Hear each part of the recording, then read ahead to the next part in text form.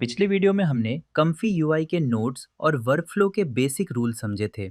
Inputs, outputs, connections और data का flow कैसे काम करता है। इस वीडियो में हम ये समझेंगे कि जब हम एक्चुअल इमेज जनरेट करते हैं तो कम्फी यूआई के अंदर सिस्टम स्टेप बाय स्टेप कैसे सोचता है और कैसे काम करता है। इस वीडियो को ध्यान से समझना और ऑब्जर्व करना, क्योंकि आगे आने वाले सारे वर्कफ्लोज इसी बेस पर बनने वाले हैं। अब हम उस रेडीमेड वर्कफ्लो को एक बार फिर देखते हैं, जो डिफ़ॉल्ट रूप से कम्फी यूआई स्टार्ट करने पर मिलता है। इस वर्कफ्लो को हम पहले भी देख चुके हैं। यहाँ हम समझेंगे कि ये सारे नोड्स मिलकर आपस में कैसे काम करते हैं। जब हम एआई से इमेज जनरेट करते हैं तो हमें एक फ़ाइल डाउनलोड करनी पड़ती है। इस फाइल को हम मॉडल या चेक पॉइंट कहते हैं। जनरली मॉडल और चेक पॉइंट एक ही चीज़ के लिए इस्तेमाल होते हैं। इसे ऐसे समझो जैसे हमें एक केक की रेसिपी बनानी है और चेक पॉइंट या मॉडल एक शेफ़ होता है जो उस रेसिपी को बनाने में एक्सपर्ट है। उसे ये रेसिपी बनाने की ट्रेनिंग दी गई है। शेफ़ ट्रेंड होता है, उसके पास रेसिपीज़, टेस्ट सेंस, टेक्निक्स और एक्सपीरियंस होता है। मशीन लर्निंग की भाषा में चेक पॉइंट एक सेव किया हुआ वर्जन होता है जो ट्रेनिंग के अलग अलग स्टेज पर स्टोर किया गया होता है। वही ट्रेंड शेफ़ हम कम्फी यूआई में लोड करते हैं। इसलिए जब आप मॉडल या चेक पॉइंट सुनो तो दोनों को एक ट्रेन्ड शेफ फाइल की तरह ही समझो। लोड चेक पॉइंट यानी शेफ सेलेक्ट करना, यहीं पर हम डिसाइड करते हैं कि किचन में कौन सा शेफ काम करेगा। हर शेफ हर टाइप का केक अच्छा नहीं बनाता। कोई चॉकलेट केक्स में एक्सपर्ट होता है, कोई वेडिंग केक्स में, तो कोई रियलिस्टिक डेजर्ट स्टाइलिंग में। एआई मॉडल्स भी बिल्कुल वैसे ही होते हैं। उनकी ट्रेनिंग ये डिसाइड करती है कि वो किस टाइप की इमेजेस में बेहतर होंगे। ज़्यादा पावरफुल शेफ्स को ज़्यादा किचन रिसोर्सेज चाहिए होते हैं। अब अगला स्टेप है रेसिपी देना। पॉजिटिव प्रॉम्प्ट में हम बताते हैं कि केक कैसा चाहिए। नेगेटिव प्रॉम्प्ट में हम बताते हैं कि केक में क्या नहीं चाहिए। कम्फी यूआई में दोनों के लिए एक ही नोड यूज़ होता है, जिसे कहा जाता है क्लिप टेक्स्ट एनकोड। क्लैरिटी के लिए हम पॉजिटिव प्रॉम्प्ट को ग्रीन और नेगेटिव प्रॉम्प्ट को रेड कलर करेंगे। कलर सिर्फ विजुअल हेल्प के लिए होता है। क्लिप टेक्स्ट एनकोड का काम है ह्यूमन लैंग्वेज को शेफ के समझने लायक बनाना। सिंपल शब्दों में ये एक रेसिपी ट्रांसलेटर है जो इंस्ट्रक्शंस शेफ तक पहुंचाता है। अब हमें केक का साइज डिसाइड करना होता है। इसके लिए यूज होता है एम्प्टी लेटेंट इमेज नोड। इसे आप एक खाली केक बेस की तरह समझ सकते हो। यहाँ पर हम केक का विड्थ और हाइट डिसाइड करते हैं।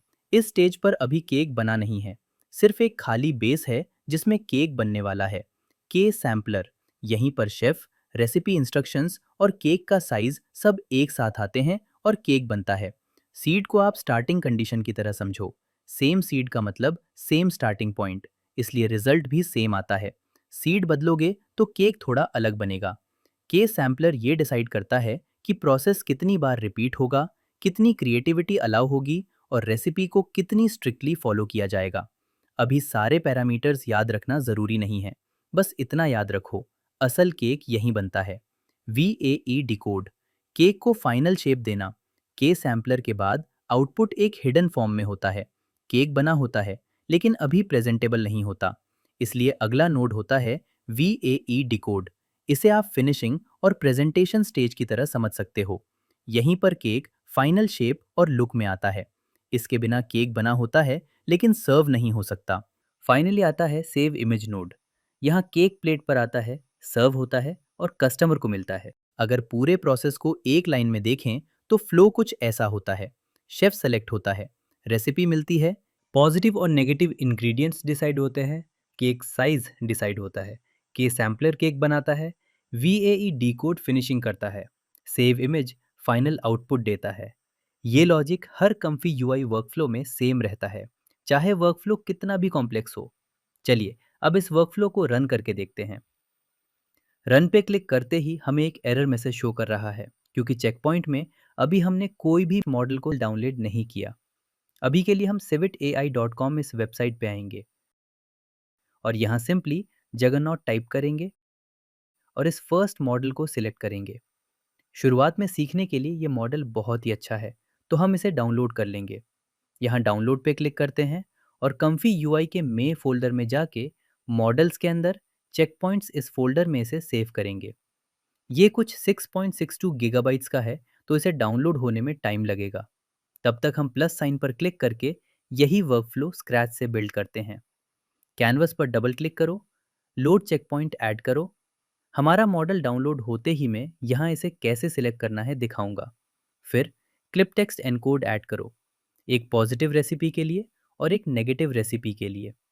अब एम्प्टी लेटेंट इमेज ऐड करते हैं और साइज सेट करो 1024 बाई 1024। अब के सैम्पलर ऐड करो और सारे इनपुट्स कनेक्ट करो। आउटपुट से VAE डिकोड ऐड करो और सबसे आखिर में save image node. Positive prompt में लिखो अ चॉकलेट केक, नेगेटिव प्रॉम्प्ट में लिखो क्रीम और नट्स। इसका मतलब है हमें एक चॉकलेट केक चाहिए जिसमें क्रीम और नट्स ना हो। अब हमारा मॉडल डाउनलोड हो चुका है।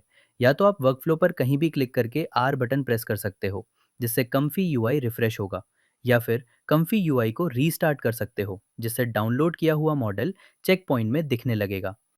अब वर्कफ्लो रन करो। अगर सब नोड्स एक एक करके ग्रीन हो जाते हैं तो इसका मतलब है वर्कफ्लो सही से काम कर रहा है। आखिर में हमारा केक बनकर रेडी है। अब आपको समझ आ गया होगा कि basic text to image workflow कैसे काम करता है। अगर आप सिविट एआई पे आके नीचे स्क्रॉल करके शो मोर पे क्लिक करेंगे, यहाँ से मॉडल से रिकमेंडेड पैरामीटर्स मिलते हैं, जैसे रेजोल्यूशन, स्टेप्स और CFG। ऊपर सैंपल इमेज के छोटे आई बटन पर क्लिक करने से उस इमेज के प्रॉम्प्ट और सेटिंग्स भी मिल जाती हैं।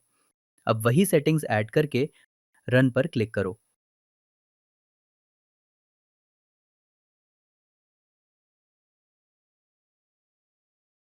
आप देखोगे कि एक बढ़िया इमेज जनरेट हो चुकी है। आप वही सेटिंग्स रखकर चैट जीपीटी से डिटेल्ड प्रॉम्प्ट जनरेट करके एक्सपेरिमेंट भी कर सकते हो। जैसे कि ये आउटपुट देखिए, सिविट एआई वाला इमेज और इसमें बहुत फ़र्क है, जबकि बाकी सेटिंग्स हमने सेम रखी थी। अब हम यहाँ पर कुछ एक्सपेरिमेंट करके देखते हैं। मैं यहाँ सीड्स फिक्स्ड कर देता हूँ 1001 और रन करता हूँ। हमें कुछ ऐसा आउटपुट मिला। अब मैं सीड को 1 से आगे बढ़ाता हूँ और वापस रन करता हूँ।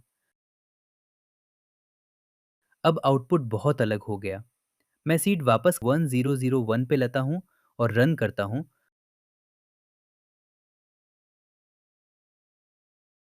तो हमें पुराना वाला आउटपुट वापस मिलेगा। इसी तरह इंक्रीमेंट करके रन करेंगे तो एक एक सीड न्यू जनरेशन के साथ आगे बढ़ते जाएगी, और डिक्रीमेंट पे रखेंगे तो कम होते जाएगी। रैंडमाइज में रैंडम आउटपुट मिलेंगे, लेकिन मैं सीड 1001 रख के डिनॉइस चेंज करता हूँ 0.8, तो हमें कुछ और ही आउटपुट मिलता है और इमेज क्वालिटी भी अलग हो जाती है। अब मैं कुछ और प्रॉम्प्ट ट्राई करके दिखाता हूँ। कम्फी यूआई के रनिंग CMD फाइल को चेक करेंगे तो यहाँ आपको शो करेगा हर एक इमेज जनरेट होने के लिए आपको कितना टाइम लग रहा है। ये आपके GPU पे डिपेंड करेगा। जैसे कि मुझे यहाँ इन सेटिंग्स के साथ हर एक इमेज को 24 सेकेंड्स लगे। अगर मैं स्टेप्स बढ़ाकर सीधा 80 करता हूँ तो आप देखोगे यहाँ टाइम बढ़ गया, 1 मिनट 5 सेकेंड। लेकिन हमारे इमेज की क्वालिटी भी बहुत चेंज हो गई। सेम सेटिंग्स पे मैं प्रॉम्प्ट चेंज करके रन करता हूँ, हमें सेम टाइम लगा और कुछ ऐसा इमेज मिला जो कि बहुत ही डिटेलिंग के साथ है। मैं डिटेल्ड प्रॉम्प्ट लिखने के लिए चैट जीपीटी का यूज़ करता हूँ। अब यही सेम प्रॉम्प्ट हम 30 स्टेप्स और डी नॉइज़ 0.85 रख के रन करते हैं।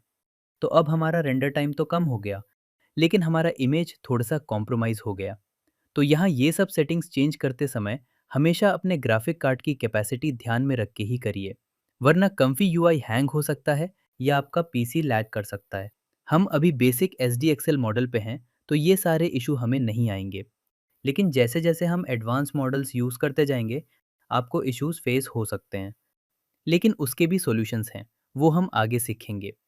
अगर ऊपर अनसेव्ड वर्कफ्लो लिखा हो, इसका मतलब वर्कफ्लो अभी डिस्क पर सेव नहीं हुआ। फाइल मेन्यू में सेव, सेव एज और एक्सपोर्ट ऑप्शंस मिलते हैं, या फिर बाकी सॉफ्टवेयर की तरह Ctrl+S दबाकर वर्कफ्लो सेव कर सकते हो। जैसे ही सेव करोगे वो यहाँ दिखने लगेगा। वर्कफ्लो सेव होने के बाद वो कम्फी यूआई के मेन फोल्डर में, यूज़र के अंदर डिफ़ॉल्ट फोल्डर में मिल जाता है। अगर आप चाहो तो किसी और फोल्डर में एक्सपोर्ट भी कर सकते हो। एक्सपोर्ट पर क्लिक करो, वर्कफ्लो का नाम दो, कंफर्म करो और अपनी डायरेक्टरी सेलेक्ट करके सेव कर दो। वर्कफ्लो .json फाइल के फॉर्म में सेव होता है। इस फाइल में नोड्स, कनेक्शंस और सेटिंग्स होती हैं। इमेजेस और मॉडल्स इसमें शामिल नहीं होते। वर्कफ्लोज फोल्डर को हमेशा अच्छे से ऑर्गेनाइज रखो, वरना आगे जाकर बहुत सारी फाइल्स में कंफ्यूजन होने लगेगा। जैसा फोल्डर स्ट्रक्चर बनाओगे वैसा ही कम्फी यूआई में दिखेगा। अगर नहीं दिखे तो रिफ्रेश करके चेक करना। इन वर्कफ्लोज को या तो यहाँ से ओपन कर सकते हो या सीधे कैनवस पर ड्रैग भी कर सकते हो। अब आते हैं दो मेन फोल्डर्स पर, इनपुट और आउटपुट। जो केक इमेज हमने अभी जनरेट की है वो कम्फी यूआई के मेन फोल्डर के आउटपुट फोल्डर में सेव हुई होगी। इसकी एक और मज़ेदार बात यह है कि अगर आप उस आउटपुट इमेज को डायरेक्ट कम्फी यूआई में ड्रैग करोगे तो वही वर्कफ्लो अपने आप ओपन हो जाएगा जिससे वो इमेज बनी थी। ये एक बहुत ही हेल्पफुल फीचर है। वैसे तो लोड इमेज से आप कहीं से भी इमेज लोड कर सकते हो, लेकिन अगर कम्फी यूआई के इनपुट फोल्डर में इमेजेस अच्छे से ऑर्गेनाइज रखो तो ये एक अच्छी हैबिट होती है। इससे आप आसानी से फिर से लोड इमेज से उन्हें एक्सेस कर पाओगे। आज के लिए इतना ही। बहुत सारे लोग नोड्स और इंटरफेस देखकर डर जाते हैं या कंफ्यूज हो जाते हैं। इस सीरीज के थ्रू मैं कोशिश करूंगा कि कन्फी यूआई आपको बेसिक से समझ आए।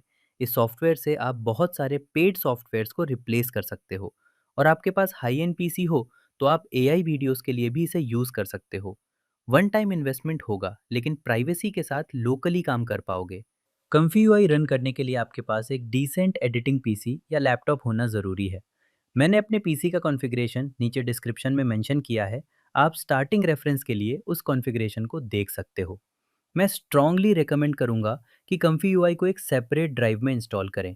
इससे आपका सिस्टम ड्राइव क्लीन रहेगा और फ्यूचर में जो हैवी मॉडल्स और फाइल्स डाउनलोड करेंगे उनके लिए सफिशिएंट स्पेस अवेलेबल रहेगी। आई होप इस वीडियो में आपको बहुत सारी चीज़ें समझ आ गई होंगी। अगर कुछ भी कन्फ्यूजन लगे तो वीडियो को दोबारा देखना या कमेंट सेक्शन में कमेंट्स करके आप मुझे आपके डाउट्स पूछ सकते हो।